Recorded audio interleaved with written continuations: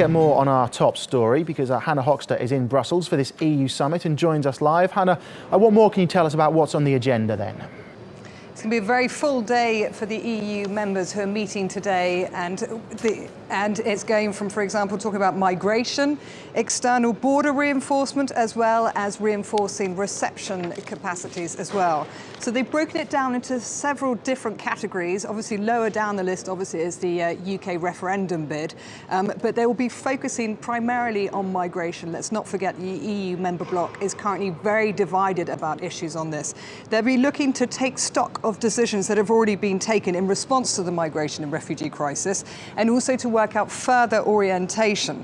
So they need to focus, for example, on the operation of hotspots, this particularly around Turkey, and implementation of relocation decisions as well as returns, and also most specifically, certainly as far as the EU members who are gathering here, is to reinforce and secure the European Union's external borders, as well as cooperate with countries of origin and transit. So the most important guest who's actually coming here is the Turkish Prime Minister, Davutoglu, who has been invited by Jean-Claude Juncker.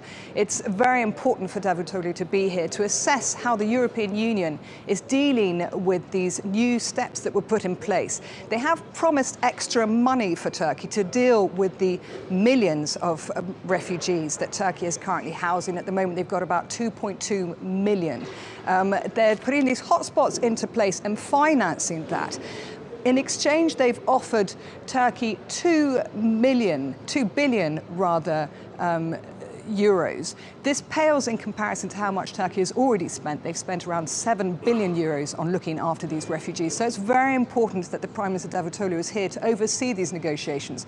Also, he will be having a mini summit with the German Chancellor Angela Merkel, as well as leaders from 8 other European unions, to talk about potentially which countries these refugees should be relocated to. Now, certain countries have been very quiet to take refugees. For example, Eastern European countries have been way down on the list of saying that we will take them. There'll also be negotiations with Poland, for example, Poland saying we will take refugees, Syrian refugees, but only Christian refugees. So there'll be a lot of horse trading and a lot of negotiations to work out who is actually going to take in the quota of refugees and to relieve the stress that Turkey is currently under. Okay, Hannah, thank you very much for the update.